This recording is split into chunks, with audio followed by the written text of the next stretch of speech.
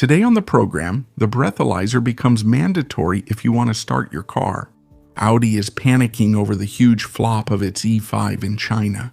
Aston Martin, in crisis, is laying off 20% of its employees, and the future Lancia is coming to try to save the brand.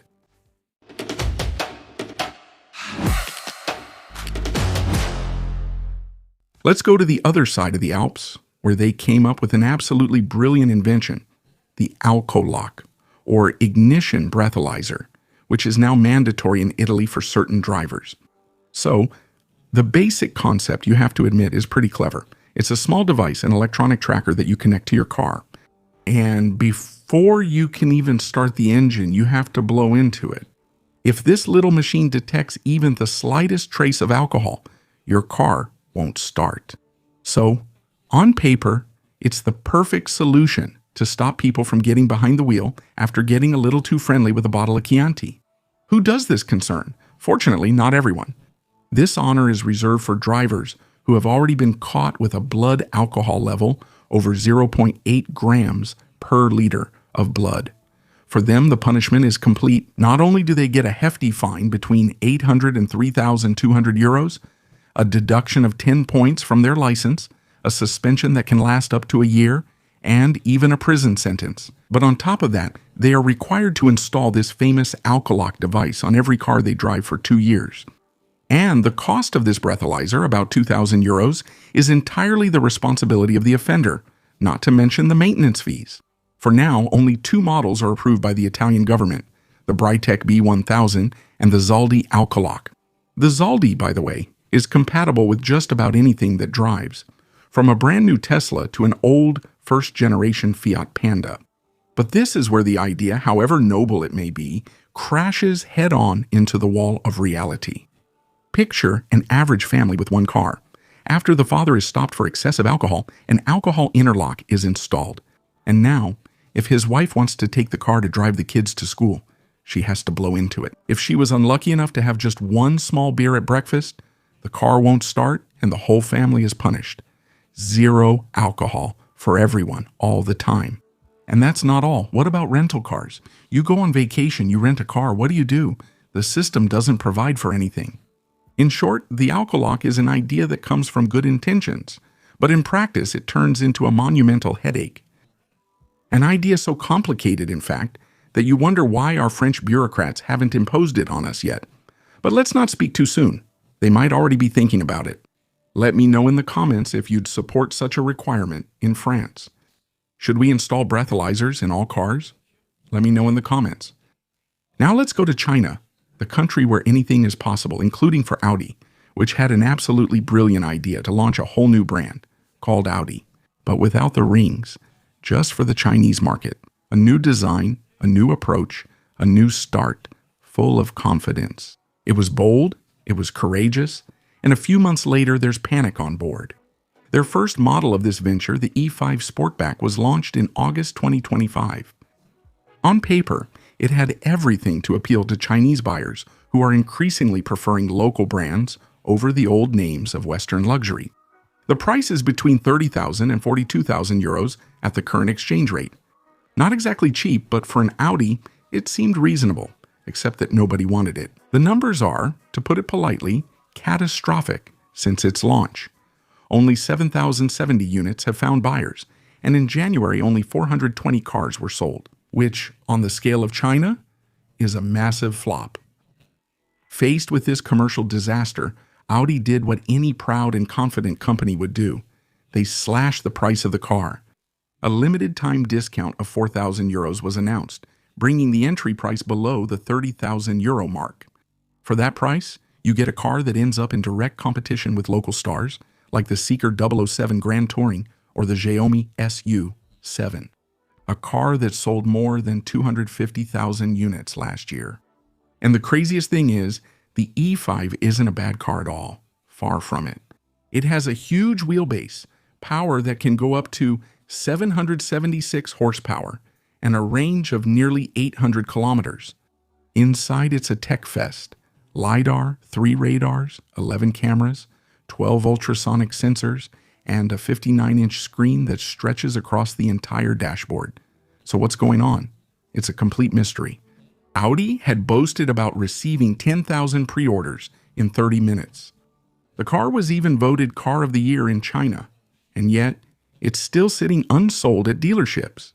In conclusion, this Audi E5 Sportback is proof that even with all the technology in the world, a prestigious or almost prestigious name, and a spec sheet as long as your arm, if people don't want your car, they won't buy it.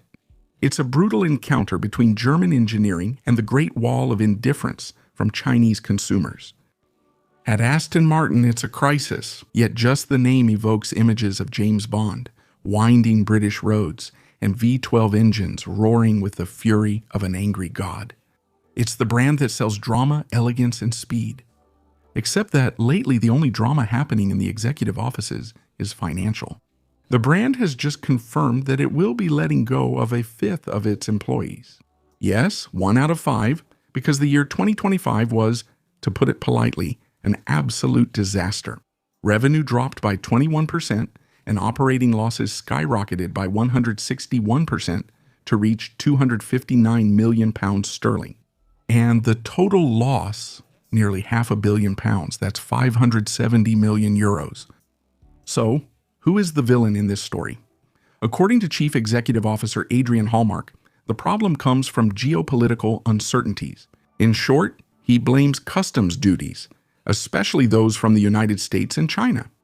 The new American tariffs put in place by the Trump administration were so harsh that Aston actually stopped sending cars across the Atlantic. For a while, the chief executive officer even had this wonderful line, "I don't want to blame Donald Trump for all our troubles, but he certainly was a big part of the problem." To try to save what they could, Aston Martin took drastic measures. 1/5 of the workforce was let go. To save £40 million, they postponed their electric car projects, reducing their development budget by £300 million. But there's a small glimmer of hope ahead. The hybrid supercar, the Valhalla, has finally entered production. 152 units were delivered at the end of 2025, and 500 more are planned for 2026. Each Valhalla sold is a breath of fresh air. For the finances, the chief executive officer expects a significant improvement in financial performance. We hope so for them. In the meantime, seeing this jewel of the British industry struggling like this is a real tragedy.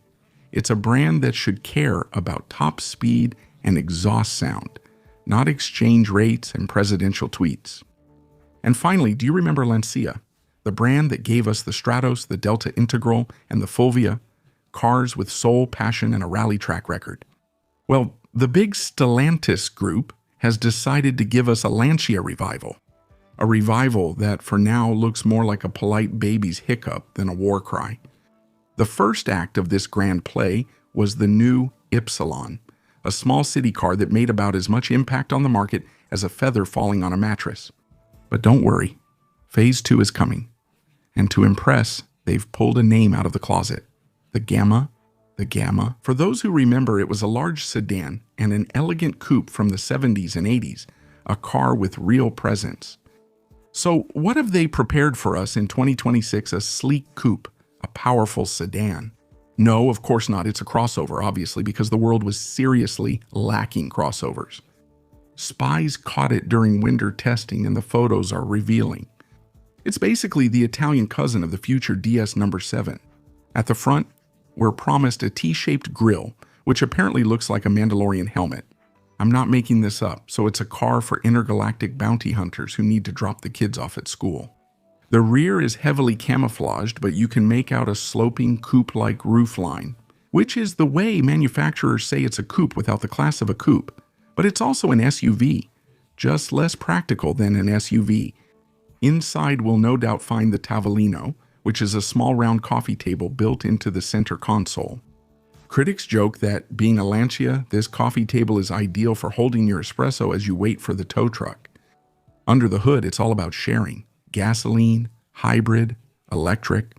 At the top, an high-fidelity version is coming in 2 months, a name that excites enthusiasts. Electric motors, 4-wheel drive, and up to 370 horsepower. They're even promising a range of 700 kilometers for the electric version.